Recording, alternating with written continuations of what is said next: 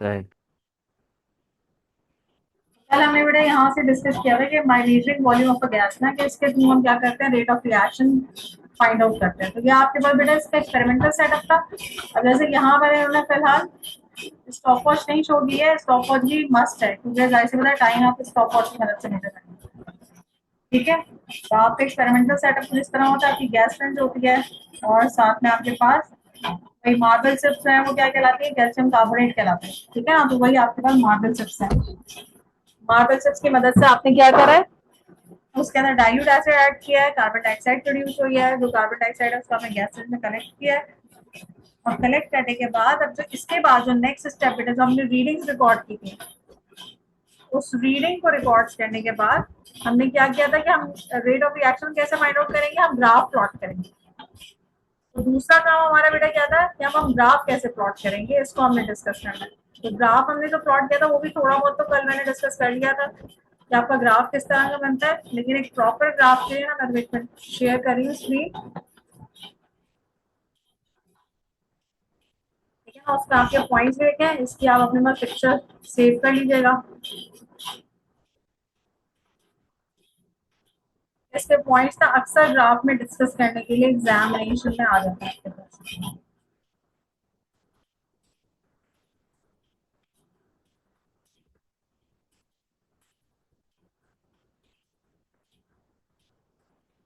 ये बेटा हमारे पास इसका ग्राफ है। अब इस ग्राफ के अंदर वो जो volume of carbon dioxide produce हो रही है ना, उसको उन्होंने मेजर करके आपको शो किया है कि वो किस तरीके से आपके पास प्रोड्यूस हो रही है। इनिशियली मैंने तुमसे क्या कहा था कि जो लाइन होती है वो आपके पास स्टीपर होती है, यानी ज्यादा volume of gas will be produce in lesser time, more volume of gas will produce in less time. तो इसीलिए जो इनिशियल ग्राफ होता है वो स्टीपर होता है। ग्रेजुअली क्या होता है, उसका ग्रेडियंट डिक्रीज हो रहा होता है। वो डिक्रीज क्यों हो रहा होता है, क्योंकि इनिशियली आपके पास कॉन्सेंट्रेशन ऑफ रिएक्टेंट ज्यादा होती है, जिसकी वजह से ऑफकोर्स जो रेट ऑफ रिएक्शन होता है वो हायर होता है, ज्यादा तेजी से आपका प्रोडक्ट बन रहा होता है। जैसे जैसे आपके रिएक्टेंट यूज अप हो रहे होते हैं, यूज अप होते होते आपके पास क्या होता है, कोलिजन उनका डिक्रीज हो जाता है, जिसकी वजह से प्रोडक्ट भी ग्रेजुअली बन रहा होता है, लेकिन उसका वॉल्यूम अब उतना ज्यादा तेजी से इंक्रीज नहीं हो रहा होता जैसे आपके पास इनिशियली हो रहा होता है। ठीक है, तो आपका डिक्रीजिंग ग्रेडियंट का ग्राफ होगा और फिर फाइनली आपकी जहां पर आपका फॉर एग्जाम्पल यहाँ पे आपके इस ग्राफ के अंदर 4.5 मिनट्स में 4.5 मिनट्स में आपका रिएक्शन जो है ये कंप्लीट हो गया। उसके बाद आपके पास जो आपका कर्व है वो हॉरिजॉन्टल हो गया है, जिसको कहेंगे हम फ्लैट हो गया। ठीक है, यहाँ पर आपके सही। पास होता है कि वॉल्यूम कांस्टेंट है। वॉल्यूम कांस्टेंट है, इट मींस कि रिएक्शन इज नाउ कंप्लीटेड। सही। इनमें अब आपके पास कभी कभार वो रीजंस पूछ लेते हैं कि भाई यहाँ पे शुरू का अगर आप स्टार्टिंग का बिल्कुल लेंगे, इनिशियल 1 मिनट का आप देख लें, शुरू के 1 मिनट में, तो 1 मिनट में आप देखें तो आपकी अच्छी खासी वॉल्यूम जो है वो करेक्ट हो गई आपको। ठीक है, और अगर उसके बाद आप देखें तो आप ग्रेजुअली देखेंगे, अगर 2 मिनट्स में देखेंगे तो वॉल्यूम हो तो रही है करेक्ट, लेकिन वो ग्रेजुअली क्या हो रही है, अब उतनी नहीं बढ़ी जितनी पहले इंक्रीज हुई। पहले तुम्हारी कितनी बढ़ी थी, तकरीबन 20 के करीब गई थी, और अभी 25 से थोड़ी ऊपर गई, यानी थोड़ा सा 5 सेंटीमीटर क्यूब या 6 सेंटीमीटर क्यूब का चीज है। और शुरू में कितनी इंक्रीज हुई थी, तकरीबन 20 के करीब, 19 सेंटीमीटर क्यूब तकरीबन आपकी इंक्रीज हुई। ठीक है ना बेटा, 1 मिनट में। तो ग्रेजुअली जैसे जैसे टाइम सही। है आप क्या देख रहे हैं कि जो वॉल्यूम है वो बढ़ तो रहा है, प्रोड्यूस हो रहा है, लेकिन इट इज नॉट इंक्रीजिंग। ठीक है, विद द सेम वॉल्यूम जो आपका इनिशियल मिनट्स के अंदर था। सही, जिसको हम कहते हैं डिक्रीजिंग ग्रेडियंट। डिक्रीजिंग ग्रेडियंट का ग्राफ है, फिर फाइनली आपके पास जब 4.5 पे आपका रिएक्शन कंप्लीट हो जाएगा, यानी कोई एक रिएक्टेंट आपका यूज अप हो गया है या खत्म हो गया, तो वहां पर आपकी जो लाइन है वो क्या हो जाएगी, फ्लैट हो जाएगी, हॉरिजॉन्टल हो जाएगी। इस चीज को हमने कल वाली क्लास में यहाँ तक डिस्कस कर लिया था कि हाँ, वॉल्यूम को मेजर करके भी, वॉल्यूम ऑफ गैस मेजर करके भी रेट ऑफ रिएक्शन को फाइंड आउट कर सकते हैं। ठीक है बेटा, सही। ये चीज क्लियर होगी। आप नेक्स्ट हम उस पर आते हैं।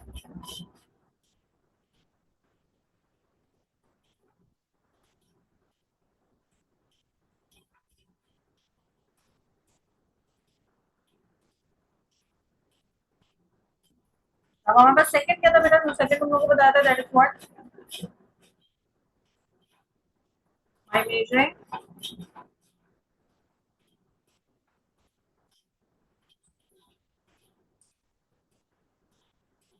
द डिक्रीज इन मास।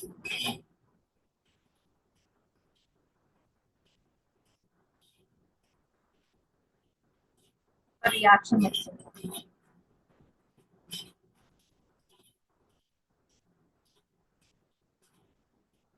ठीक है ना। अब आपने डिक्रीज इन मास के थ्रू करना है। डिक्रीज इन मास के थ्रू अब आप कैसे करेंगे बेटा, उसके लिए एक्सपेरिमेंटल सेटअप हमारे पास कैसे होगा। आप रिएक्टेंट्स वही कंसिडर कर लें, यानी हमने कौन से कंसिडर किए थे प्रीवियस में, कैल्शियम कार्बोनेट कंसिडर किया था और डाइल्यूट हाइड्रोक्लोरिक एसिड। ठीक है, इनका आपस में रिएक्शन करवाया था तो कार्बन डाइऑक्साइड गैस हमारे पास प्रोड्यूस हुई थी। अब जो हमारे पास एपरेटस जो सेटअप होगा वो इस तरह से होगा। एक मिनट शेयर करेगा।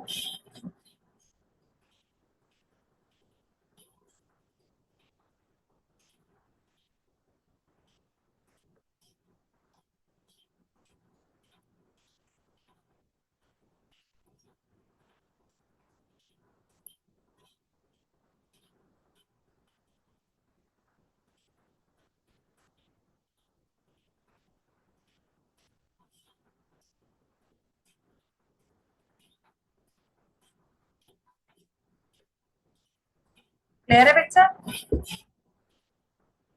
देखो बेटा, अब हमने एक्सपेरिमेंटल सेटअप किया। सबसे पहले इसकी पिक्चर देखो। इसकी पिक्चर के अंदर आपको क्या शो कर रहे हैं, कोनिकल फ्लास्क है। कोनिकल फ्लास्क के अंदर, अच्छा ये बहुत इंपॉर्टेंट है, ये वाला एक्सपेरिमेंट ना, आई थिंक वो जो डिजाइन एक्सपेरिमेंट है ना उसमें आया हुआ भी है इस तरह की। ठीक है, अब यहाँ पर आपको क्या लिया है, कोनिकल फ्लास्क है। कोनिकल फ्लास्क में अगर आप नीचे देंगे तो लेबल क्या हुआ है उन्होंने, यहाँ पे dilute hydrochloric acid, this is what the dilute hydrochloric acid, वो फिल हुआ हुआ है। फिर आपके पास एक स्मॉल टेस्ट ट्यूब है, स्मॉल टेस्ट ट्यूब में मार्बल चिप्स है। मार्बल चिप्स का क्या मतलब है, that is what calcium carbonate. ठीक है ना। अब ये मार्बल चिप्स उन्होंने स्मॉल टेस्ट ट्यूब में क्यों लिए, वो इसके लिए ताकि आप उसका मास जो है बिफोर द केमिकल रिएक्शन उसको सही से मेजर कर सकें। ठीक है, वरना क्या होगा कि अगर आपने कैल्शियम कार्बोनेट पहले डाला और आपने एसिड डाल दिया तो उसके बाद फॉरन जो है ना आप उसके मास को, रिएक्शन मिक्सचर के इनिशियल मास को उस तरह से कांस्टेंट मास को मेजर नहीं कर पाएंगे, क्योंकि फॉरन गैस रिलीज हो गया। वो गैस है वो आपकी जो कॉटन वूल है उसके साइड से बाहर निकलना शुरू हो जाएगी। आ रही बात समझ में। तो क्योंकि हमें इनिशियल मास को परफेक्टली जो है वो मेजर करना है, सही, तो इसीलिए हमने क्या किया बेटा, ये जो कैल्शियम कार्बोनेट है ताकि ये आपस में रिएक्ट ना करें और आराम से स्टेबल हो जाए। और स्टेबल होने के बाद आप जो आपके पास इलेक्ट्रॉनिक बैलेंस है उसमें आप जो initial mass of the reaction mixture है उसको मेजर कर सके। क्यों, क्योंकि अब जो आपको ग्राफ प्लॉट करना है वो मास वर्सेस टाइम करना है। ठीक है बेटा, आ रही बात समझ में। सही। सही, तो इसके अंदर हमने क्या किया है, इसीलिए उसको स्मॉल टेस्ट ट्यूब में लिया है। ऊपर हमने कॉटन वूल क्यों लगाई है, क्योंकि ऑफ कोर्स जब हम इसको स्मॉल टेस्ट ट्यूब को जिन्होंने देखे आप एक थ्रेड के थ्रू जो है ना ग्रिप किया हुआ, होल्ड किया हुआ, यानी ऑफ कोर्स उसके टेस्ट ट्यूब के माउथ से उन्होंने वो थ्रेड लगाई हुई होगी और बाहर से जो भी स्टूडेंट होगा उसने उस थ्रेड को होल्ड किया हुआ होगा ताकि टेस्ट ट्यूब ऊपर की तरफ रहे। ठीक है, और फिर उन्होंने क्या मेजर कर लिया होगा, मास मेजर कर लिया होगा, इनिशियल मास। कॉटन वूल लगाने का मकसद ये है कि आप जब आप उस टेस्ट ट्यूब को छोड़ेंगे, ठीक है, उसको तो आप बहुत जो नीचे जाएगी तो उसकी वजह से कुछ स्प्लैशिंग ना हो एसिड की कि वो बाहर ना आए। ठीक है ना, उसको अवॉइड करने के लिए आपने क्या करा है कि कॉटन वूल को प्लेस कर दिया। अच्छा, हमने बंग क्यों नहीं लगाया है या कोई कॉर्क क्यों नहीं लगाया है, उसका क्या रीजन हो सकता है नकी।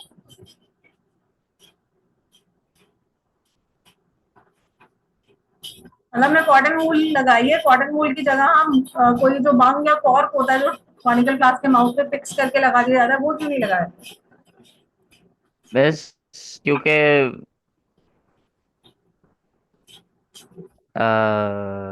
पता नहीं।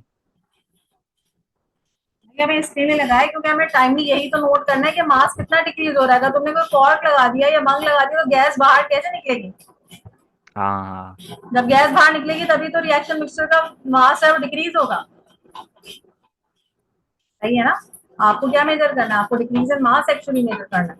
सही, तो आपको एवरी मिनट या एवरी हाफ मिनट्स क्या करेंगे, हम डिक्रीज इन मास मेजर करेंगे। वरना वही वैसे जैसे मैंने आपको बताया था कि अब आप क्या करेंगे उसके बाद अपना टेबल बनाएंगे।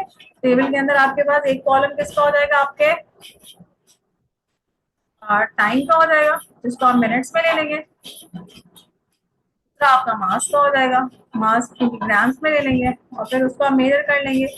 ठीक है ना, इस तरह से 1 2 3 4 करके आपके पास ये वैल्यूज आती जाएंगी। फिर आपने उसको जब तक आपके पास जो डिक्रीज इन मास है वो कांस्टेंट नहीं हो जाता, तब तक आप वो 4, 5, 6 जो भी वैल्यूज हैं वो आप पर मिनट या पर हाफ ऑफ द मिनट आप उसको मेजर करते रहेंगे।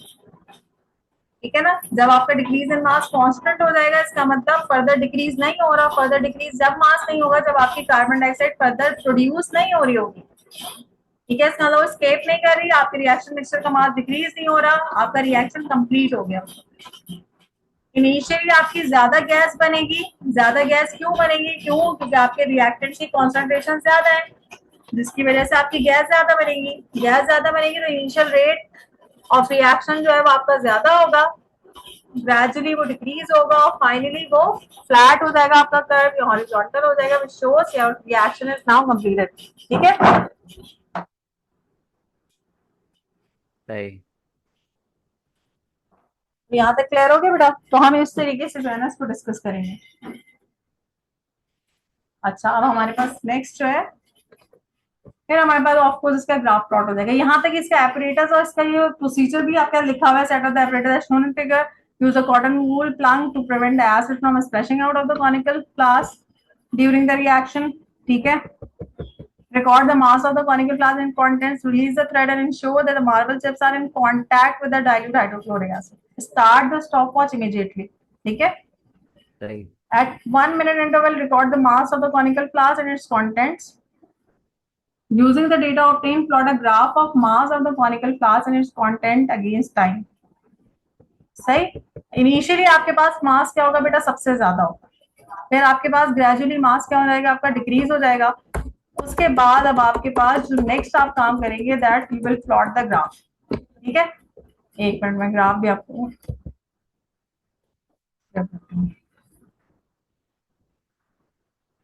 हम्म,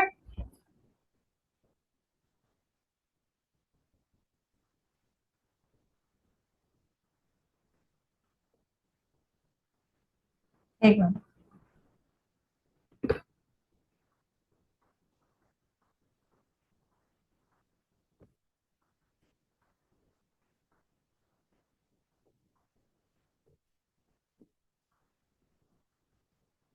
ठीक है बेटा, ये हमारा ग्राफ है।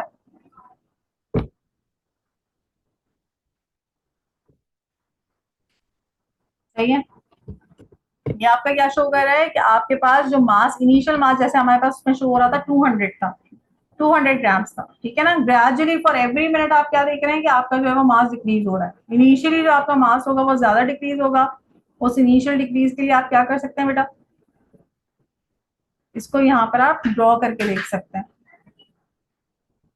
ठीक है, ग्रेडियंट यहाँ से आप चेक कर सकते हैं इसका कि आपका जो इनिशियल मास है ना वो कितना हो रहा है आपका।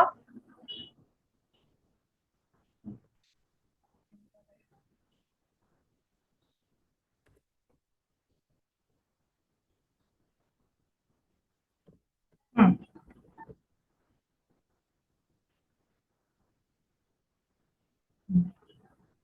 यानी अगर मैं 1 मिनट पे देखना चाहूँ मास, तो मेरा 1 मिनट में क्या हो रहा है मास?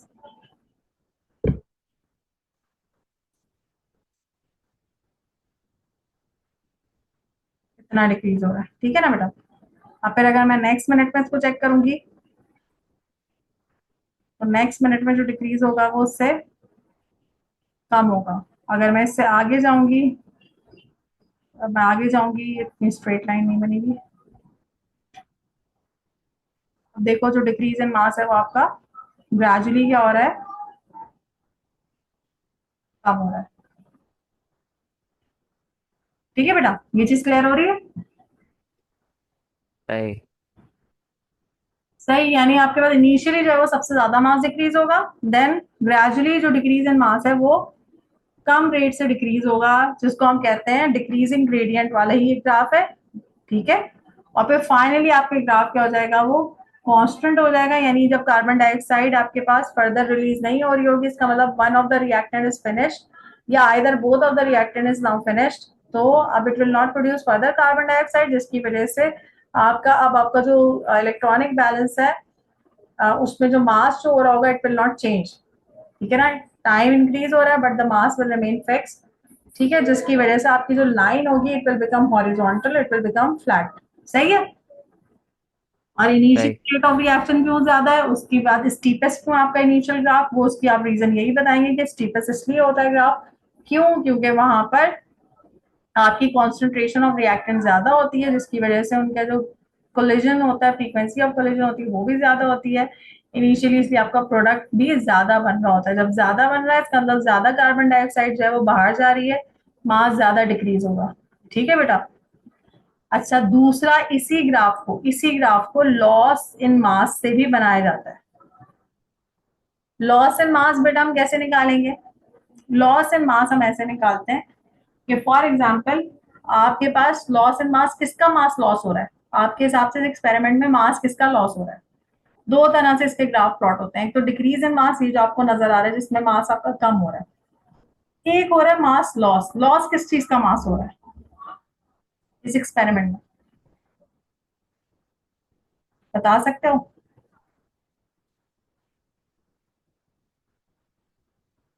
मैं फिर से बोला। मैंने तुम्हें बताया था ना कि इसी सेम एक्सपेरिमेंटल सेटअप के दो तरीके होते हैं। एक तो decrease in mass versus time plot करते हो, दूसरा जो ग्राफ प्लॉट हाँ, करते हो इसी का loss in mass versus time plot करते हो। तो लॉस इन मास किसका हो रहा है इस केमिकल रिएक्शन में? कौन सा मास लॉस हो रहा है? किस रिएक्टेंट या प्रोडक्ट का मास लॉस हो रहा है, बताओ?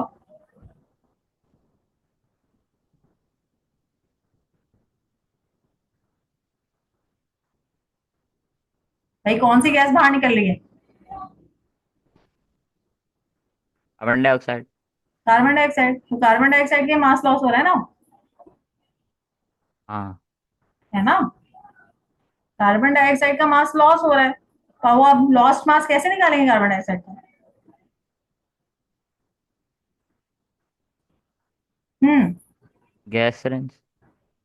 गैस सेंस से नहीं निकालेंगे, इसी मेथड से निकालेंगे, क्योंकि आपको मास निकालना है। मास, ठीक है, मास इन ग्राम्स। सही। तो तुम्हें देखो, इनिशियली जो है वो कार्बन डाइऑक्साइड का कोई मास लॉस होगा? इनिशियली तो जीरो है, क्योंकि कार्बन डाइऑक्साइड का केमिकल रिएक्शन जब स्टार्ट हुआ है तो इनिशियली कोई भी मास लॉस नहीं हुआ। तो इनिशियल जो आपने स्टार्ट करना है वो कहां से करना है? जीरो से। आ रही बस वरना, क्योंकि कार्बन डाइऑक्साइड का कोई भी मास लॉस नहीं हुआ है। अब तुम लॉस इन मास कैसे निकालोगे? यानी जो कार्बन डाइऑक्साइड बाहर निकल रही है उसका जो मास लॉस हो रहा है, यानी मास उसका ग्रेजुअली इंक्रीज हो रहा होगा, क्योंकि कार्बन डाइऑक्साइड बाहर निकल रही है तो वो जाहिर सी बात है उसका मास भी क्या हो रहा होगा? ज्यादा हो रहा होगा जो बाहर जा रही है। तो वो आप कैसे निकालेंगे? वो आप ऐसे निकालेंगे, फॉर एग्जाम्पल तुम्हें 1 मिनट पे मालूम करना है, तो 1 मिनट पे तुम ये देखो कि कितना डिक्रीज हुआ है, 100 से 199, 200 से, सॉरी, 199। 200 से 199 हुआ था, इसका मतलब इसमें ये जो 1 सेंटीमीटर क्यूब गैस बाहर निकली है, ठीक है बेटा, 1 सेंटीमीटर क्यूब सही। गैस बाहर निकली है, वो क्या कौन सी है? Carbon dioxide. सही है। और फिर सेकंड मिनट पे, जैसे मैंने यहाँ पे देखा है, सेकंड मिनट पे अगर मैं देखूं तो आपका वॉल्यूम कितना हो जाएगा? 198 है तो ये हो जाएगा 198.5, यानी 0.5 सेंटीमीटर क्यूब। ठीक है। ऊपर से देखो तो 1.5 सेंटीमीटर क्यूब आपकी बाहर निकल गई है। सही। यानी अगर मैं दोनों को प्लस कर लूं तो बाहर कितनी निकल गई है कार्बन डाइऑक्साइड? 1.5 सेंटीमीटर। इसी तरह अगर मैं यहां से यहां तक आऊं 3 मिनट्स पे, तो वो तकरीबन 2 सेंटीमीटर क्यूब के करीब ही आ रही है वैल्यू। फिर इससे और मैं नीचे जाऊं तो इस तरह मेरे पास मुझे जो नजर आ रहा है वो क्या नजर आ रहा है कि कार्बन डाइऑक्साइड का जो मास है वो इंक्रीज हो रहा है। ठीक है, वो जो उसका लॉस्ट मास है दैट इज व्हाट इंक्रीजिंग। तो यहाँ पर आपके पास जो ग्राफ होगा वो किस तरह से बनेगा? बिल्कुल जिस तरह वॉल्यूम का बनाते हैं ना बेटा, यानी पहले आपके पास ज्यादा गैस बाहर निकल रही है तो ज्यादा लॉस होगा, फिर डिक्रीजिंग ग्रेडियंट, और फिर फाइनली इट बिकम्स कांस्टेंट। आ रही बात समझ में? ये चीज क्लियर हुई? जी मिस। ठीक है। क्यों? क्योंकि यहाँ पर आपके पास हो क्या रहा है, 4 मिनट्स, और यहाँ पर अब आपके पास अगर मैं यहाँ पे देखूं तो 1 मिनट में ज्यादा कार्बन डाइऑक्साइड बाहर निकली होगी। ठीक है ना, तो उसका ज्यादा मास लॉस हुआ होगा। फिर सेकेंड मिनट में आपके पास कम कार्बन डाइऑक्साइड, मतलब और ज्यादा कार्बन डाइऑक्साइड बाहर रिलीज हुई होगी। ठीक है ना, तो उसका टोटल मास जो बाहर निकल गया, लॉस हो गया, उस रिएक्शन मिक्सचर से बाहर निकल गया, जिसमें लॉस हो गया, ठीक है ना, वो प्रीवियस मास से ज्यादा होगा। ठीक है, 3 मिनट्स में और ज्यादा निकल जाएगी, लेकिन आप क्या देख रहे हैं कि जैसे जैसे टाइम बढ़ रहा है लॉस तो हो रहा है, लेकिन वो जो लॉस जो बाहर निकल रही है वो उसका रेट जो है वो डिक्रीज हो रहा है। ठीक है ना, रेट डिक्रीज हो रहा है, इट्स मीन कि डिक्रीजिंग ग्रेडियंट का ग्राफ है। और फाइनली जब आपका रिएक्शन कंप्लीट हो गया, रिएक्शन आपके जितने भी आई थिंक 4.5 मिनट्स में तकरीबन ये कंप्लीट हो रहा है। ठीक है, उस वक्त आपका ग्राफ क्या हो जाएगा, वो फ्लैट हो जाएगा। सही है बेटा, इसको हम इस तरह सही। प्लॉट करेंगे किसमें, ये वाला जो है आपके पास loss in mass of carbon dioxide versus time graph है। ठीक है बेटा, सही। क्लियर। तो इसका जो है वो बिल्कुल उसी तरह का ग्राफ बनेगा जैसे आपने measuring the volume of a gas आपने किया था। सही, और ऊपर जो डिक्रीज इन मास है वो रिएक्शन मिक्सचर का मास है, और ये जो मास आप कर रहे हैं that is the mass of the carbon dioxide that is released, that is moving out from the flask. ठीक है बेटा, तो इस तरह से ये ग्राफ रेट ऑफ रिएक्शन निकालने के लिए ज्यादा आपके लिए क्या होता है, सुटेबल होता है। तो आपके पास ये तीनों मेथड्स होते हैं, इन तीनों तरीके से आप क्या निकाल सकते हैं बेटा, rate of reaction find out कर सकते हैं। ये चीज क्लियर हो गई। सही। सही है। अब इसके बाद बेटा, अब ये जो मैंने तुम लोग एक्सपेरिमेंटल सेटअप बताया, सिर्फ एक एक्सपेरिमेंटल सेटअप और डिफरेंट है, जिसको अभी हम बाद में जब इसका आएगा हम फैक्टर्स पढ़ेंगे तो उसी के साथ ही कराऊंगी, क्योंकि वो स्पेसिफिक फैक्टर्स के लिए। ठीक है, वो बिल्कुल अलग है। लेकिन हम कैसे निकालते हैं कभी भी कोई आपके पास केमिकल रिएक्शन, उसका रेट कैसे फाइंड आउट करते हैं, उसके लिए आपके पास तीन तरीके हैं बेटा। First you will measure the volume of a gas. ठीक है, वॉल्यूम ऑफ गैस के लिए आपका एक्सपेरिमेंटल सेटअप आपके दिमाग में होना चाहिए, कभी कभार वो ड्रॉ करने के लिए भी एग्जामिनेशन में आ जाता है। तो you should be able to draw the gas and you should be able to draw the conical flask properly. ठीक है बेटा, तो उसका एक्सपेरिमेंटल सेटअप आप प्रॉपर्ली ड्रॉ करना आना चाहिए। समटाइम्स इट इज रिटन कि यू मेक डायग्राम और यू ड्रॉ द डायग्राम। ठीक है ना। सेकेंडली बेटा आपके पास दूसरा है by measuring the decrease in mass. Decrease in mass में आपका डिक्रीजिंग ग्रेडियंट का और नेगेटिव ग्रेडियंट का ग्राफ बनेगा, मतलब ग्रेडियंट भी इसका नेगेटिव है। जबकि दूसरा जो loss in mass of the product, अगर आपको उसको वर्सेस टाइम ड्रॉ करना है तो वो इंक्रीजिंग ग्रेडियंट का, वो सॉरी वो डिक्रीजिंग ग्रेडियंट का ग्राफ बनेगा बट विद पॉजिटिव ग्रेडियंट। ठीक है, यानी उसमें आपके पास जब भी आप सब्ट्रैक्ट करेंगे हायर और लोअर वैल्यूज को, यानी वाई एक्सेस पे, तो हमेशा पॉजिटिव में आंसर आएगा, यानी ग्रेडियंट जब भी निकालेंगे तो पॉजिटिव आएगा। जबकि जो आपका डिक्रीज इन मास है उसका ग्रेडियंट क्या आएगा, हमेशा नेगेटिव आएगा। ठीक है बेटा, तो बस दोनों सही। ग्राफ के अंदर ये फर्क है, वो पॉजिटिव ग्रेडियंट है और दूसरा नेगेटिव ग्रेडियंट है। सही, डिक्रीज इन मास वाला नेगेटिव ग्रेडियंट है और जो आपके लॉस इन मास वाला है वो पॉजिटिव ग्रेडियंट पर जाते हैं। तो आपके पास एक्सपेरिमेंटल सेटअप सेम है, यानी आपने कॉनिकल क्लास लेना है, उसमें स्मॉल टेस्ट ट्यूब लेनी है, डाइल्यूट एसिड लेना है, और नीचे उस पूरे सेटअप को आपको किसके ऊपर रखना है, इलेक्ट्रॉनिक बैलेंस के ऊपर रखना है, ताकि आप इनिशियल रिएक्शन मिक्सचर का मास मेजर कर सकें या loss and mass of carbon dioxide को मेजर कर सकें। ठीक है, loss and mass of carbon dioxide को आप कैसे मेजर करेंगे, यानी जब आपने एक्सपेरिमेंट स्टार्ट किया, फिर जब 1 मिनट गुजर जाएगा तो आप क्या करेंगे, वो जो आपके रिएक्शन मिक्सचर का इनिशियल मास था उसमें से आप जो 1 मिनट पे आपका मास आया उसको सब्ट्रैक्ट करेंगे। ठीक है, तो उससे आपके पास जितना मास कम हुआ है इसका मतलब वही मास हुआ है जो कार्बन डाइऑक्साइड रिलीज हुई है, that is the mass of the lost carbon dioxide from the reaction mixture. ठीक है, तो इस तरह हम क्या करेंगे बेटा, हमारे पास कार्बन डाइऑक्साइड का भी वॉल्यूम आता रहेगा फॉर एवरी मिनट, और इस तरह हम प्लॉट कर लेंगे loss of mass of carbon dioxide versus time. अब ये चीज क्लियर हो गई बिल्कुल। सही है। ठीक है, अब दूसरी चीज बेटा जो हमें इसके अंदर डिस्कस करनी है दैट इज व्हाट, कि वो फैक्टर्स क्या है। ठीक है ना, अब हमें उन फैक्टर्स को डिस्कस करना है। So there are how many factors by which the rate of reaction can be altered. ठीक है, तो उन फैक्टर्स को हम डिस्कस करेंगे, और वो हमारे पास टोटल कितने फैक्टर्स हैं, that are how many, 5 factors है हमारे पास। ठीक है, उन 5 फैक्टर्स के अंदर हमारे पास कौन सा है, दैट इज व्हाट, कॉन्सेंट्रेशन। ठीक है, उसके अलावा अगर हम कॉन्सेंट्रेशन को यानी रिएक्टेंट्स के चेंज करें तो रेट ऑफ रिएक्शन भी क्या हो सकता है, वो वेरी कर सकता है। अभी मैं इसको लिखवा भी देती हूँ आपके पास कि कौन कौन से फैक्टर्स हैं। ठीक है, दूसरा आपके पास टेम्परेचर बेटा, अगर हम टेम्परेचर को इंक्रीज या डिक्रीज करते हैं तो उसकी वजह से भी आपका रेट ऑफ रिएक्शन क्या हो सकता है, वो अल्टर हो सकता है। हम टेम्परेचर को भी देखेंगे कि टेम्परेचर की वजह से भी, टेम्परेचर को भी वेरी करने से हमारे पास क्या हो सकता है कि रेट ऑफ रिएक्शन को हम वेरी कर सकते हैं। ठीक। दूसरा आपके पास क्या हो जाएगा, surface area of the solids. यानी अगर हम सरफेस एरिया सॉलिड का चेंज करें, जैसे अभी कल ही मैंने एग्जांपल दी थी कि आपके पास एक लम्स की फॉर्म है और एक पाउडर की फॉर्म है। ठीक है, तो अगर आप लम्स की फॉर्म में यूज करें तो उसमें रेट ऑफ रिएक्शन स्लो होगा, जब लेकिन आप पाउडर की फॉर्म में अगर अपने रिएक्टेंट ले रहे हैं so that there rate of reaction is much more faster. ठीक है, because the surface area increases. ठीक है, सिमिलरली आपके पास प्रेशर ऑफ अ गैस, अगर हम गैस के प्रेशर को बढ़ाते हैं तो it will also effect the rate of reaction. Fifth है आपके पास बेटा कैटलिस्ट। कैटलिस्ट ऐड करने की वजह से भी रेट ऑफ रिएक्शन क्या हो जाता है आपका, ऑल्टर हो जाता है। ठीक, तो सबसे पहले हम ये लिख लें पांचों फैक्टर्स कौन से आपके।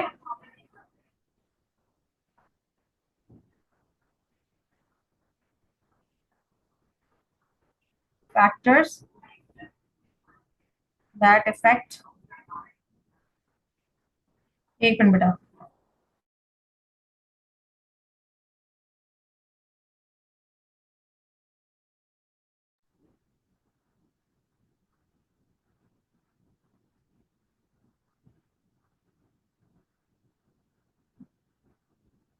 factors that affect the rate of a reaction.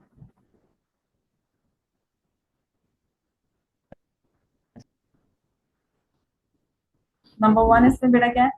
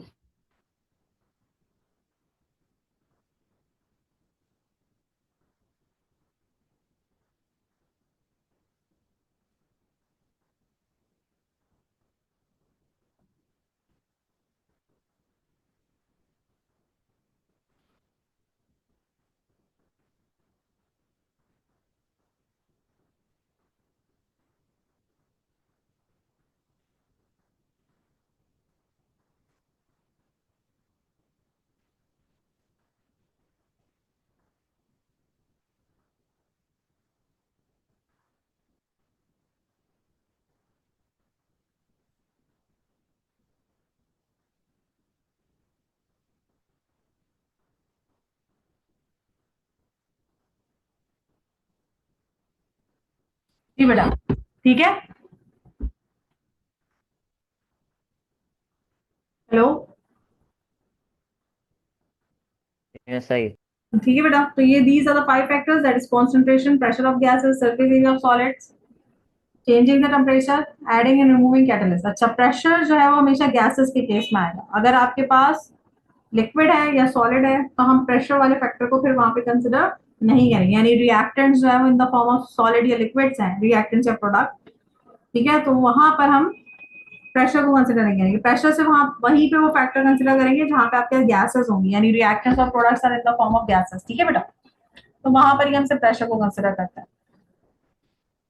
अच्छा, इसके लिए बेटा सबसे पहले जो एक चीज आपको डिस्कस करनी है, that is what the collision theory.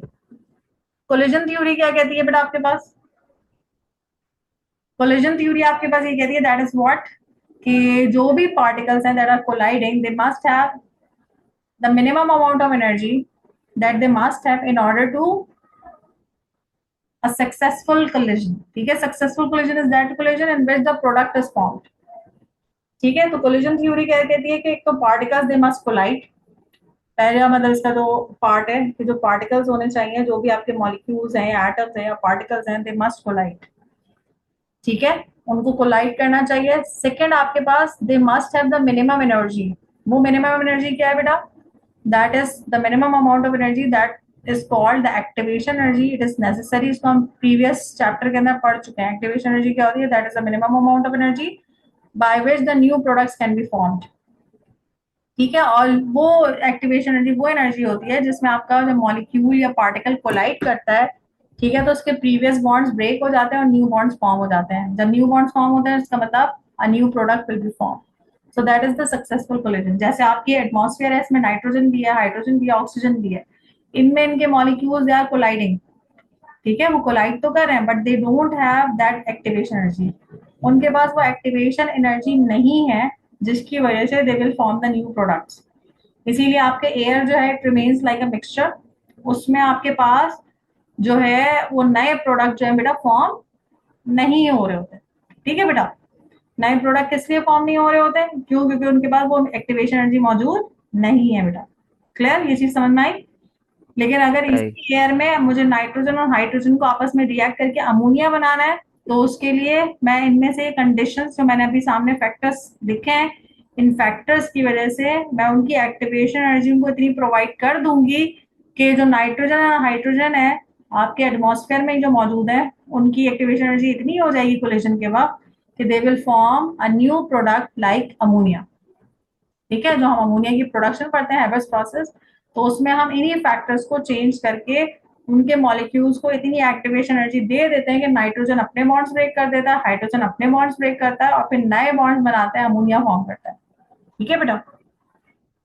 लेकिन नॉर्मल एयर सही। के अंदर इट इज नॉट पॉसिबल। ये चीज क्लियर हो गई? तो ये वो फैक्टर्स हैं जिनकी मदद से आप रेट ऑफ रिएक्शन को क्या कर सकते हैं, वेरी कर सकते हैं। लेकिन उसके लिए जरूरी क्या है, नेसेसरी क्या है कि द पार्टिकल्स मस्ट कोलाइड, जो कोलिजन थ्योरी कह रही है, and they must have what, the activation energy. और उसकी उनमें पार्टिकल्स की एक्टिवेशन एनर्जी को किस तरह हम एनहेंस कर सकते हैं, वो इन फैक्टर्स को चेंज करके कर सकते हैं। पार्टिकल्स मॉलिक्यूल जहां पर भी कई रिएक्टर्स में मौजूद होते हैं वो आपस में कोलाइड तो कर ही रहे होते हैं मोस्ट ऑफ द टाइम, लेकिन उनके पास वो एक्टिवेशन एनर्जी नहीं होती। ठीक है। या मोस्ट सारे पार्टिकल्स के पास एक्टिवेशन कुछ के पास होती है, सक्सेसफुल कोलिजन हो जाता है, तो स्लो प्रोसेस होता है। लेकिन अगर मैं ऐसा कोई फैक्टर चेंज करूंगी जिसकी वजह से ज्यादा पार्टिकल्स के पास एक्टिवेशन एनर्जी आ जाए, तो ऑफकोर्स वो ज्यादा सक्सेसफुल कोलिजन करेंगे, ज्यादा प्रोडक्ट बनाएंगे। लेकिन सही है, उसके लिए एक्टिवेशन एनर्जी को चेंज करने के लिए मुझे इन फैक्टर्स को क्या करना पड़ेगा, चेंज करना पड़ेगा। ठीक है। तो सबसे पहले कोलिजन थ्योरी की बात लिखते हैं, फिर उसके बाद हम डिस्कस करेंगे कोई इनमें से एक फैक्टर।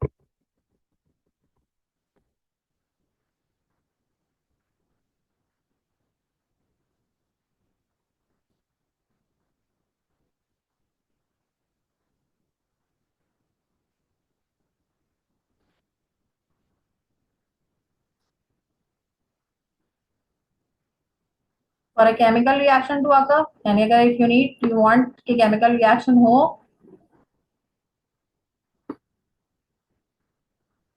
तो उसमें सबसे फर्स्ट सबसे इंपॉर्टेंट बात क्या है कि the reactant particles need to collide. ऐसा ना हो कि रिएक्टेंट पार्टिकल दूर दूर रखे हैं, तो वो दूर दूर रखे में तो कोलिजन ही नहीं करे, तो कैसे उनमें वो प्रोडक्ट बना देंगे? तो the reactant particles need to collide with one another. दूसरी बात बेटा,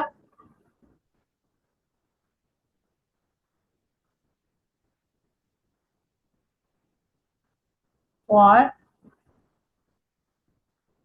products to be formed,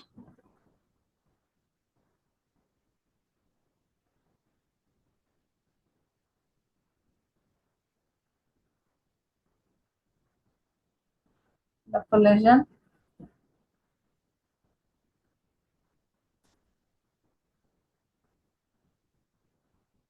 has to a certain minimum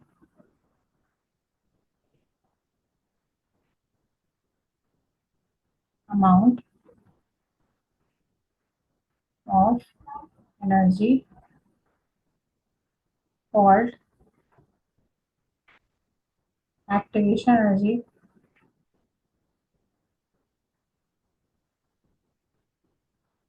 associated with it। ठीक है बेटा। तो ये दो कंडीशंस होना जरूरी है।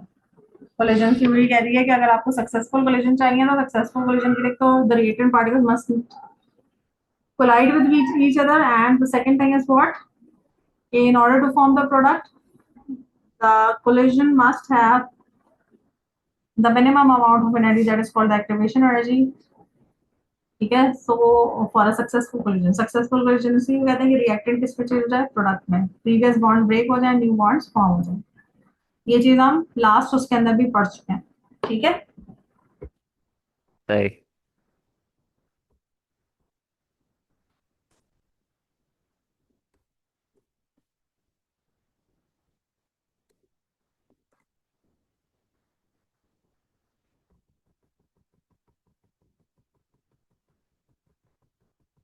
लिखिए था बेटा। जी मिस। अच्छा, हम नेक्स्ट बेटा हम जो फैक्टर डिस्कस कर लेते हैं, that is what, surface area.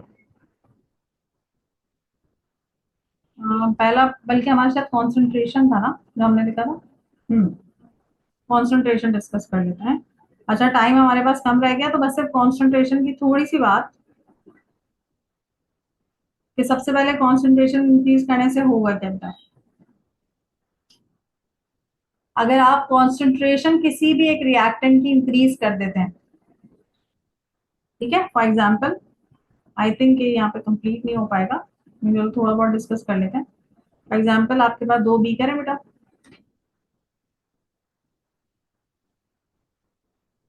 ठीक है ना, इन दोनों बीकर में आपके दो रिएक्टेंट्स हैं, ठीक है ना, दो रिएक्टेंट्स के पार्टिकल्स हैं। ये समझो तुम्हारा रिएक्टेंट वन है, ठीक है ना, ये जो ब्लैक से बनाया मैंने आपका रिएक्टेंट वन है, ठीक है। और इसमें भी मैंने सीधा कितने, जैसे मैंने तीन चार पांच छह मॉलिक्यूल दिखा दिया, छह। ये आपके रिएक्टेंट वन है। इसी तरह से मैंने क्या किया कि रिएक्टेंट टू ले लिया, रिएक्टेंट टू को मैं ब्लू से शो कर रही हूँ, ये रिएक्टेंट टू है। अच्छा, यहाँ पे जो रिएक्टेंट टू है इसके मॉलिक्यूल्स हैं वो मैंने कितने बना दिया, और यहाँ पे जो रिएक्टेंट टू के मॉलिक्यूल्स है ना वो ज्यादा है। ज्यादा होने का मतलब क्या है, कॉन्सेंट्रेशन ज्यादा है। कॉन्सेंट्रेशन बेटा ज्यादा होने की वजह से होगा क्या, व्हाट इज हैपनिंग, क्या हो रहा है कि अगर आप यहाँ पे देखें पर यूनिट वॉल्यूम, तो पर यूनिट वॉल्यूम आपके पास जब आप रिएक्टेंट टू की कॉन्सेंट्रेशन इंक्रीज कर रहे हैं, तो रिएक्टेंट टू की कॉन्सेंट्रेशन इंक्रीज करने की वजह से जो पर यूनिट वॉल्यूम है उसमें आपके नंबर ऑफ पार्टिकल्स उसके इंक्रीज हो रहे हैं। इसका मतलब वो क्या हो गया है, वो कंजेस्टेड हो गए हैं, ठीक है। ज्यादा, जब वो ज्यादा कंजेस्टेड होंगे तो उनकी जो फ्रीक्वेंसी ऑफ कोलिजन है एक दूसरे के साथ वो इंक्रीज होगी। जब उनकी फ्रीक्वेंसी ऑफ कोलिजन एक दूसरे के साथ इंक्रीज होगी तो of course more product will be form, जो उनका रेट ऑफ रिएक्शन है वो क्या हो जाएगा, वो फास्ट हो जाएगा। सही है ना, कि अभी मैं इसको यहीं तक रखती हूँ, क्लास एंड हो रही है, मुझे पता भी ज्यादा क्लियर नहीं होगा, तो नेक्स्ट हम कॉन्सेंट्रेशन से ही स्टार्ट करेंगे यहीं से। कॉन्सेंट्रेशन अगर आप इंक्रीज करते हैं किसी भी एक रिएक्टेंट की, तो उसकी वजह से पर यूनिट वॉल्यूम में नंबर ऑफ पार्टिकल्स उसके इंक्रीज हो जाएंगे, they become more congested, they become more closer, जिसकी वजह से there frequency of collision increases, therefore there rate of reaction increases. ये चीज क्लियर हुई।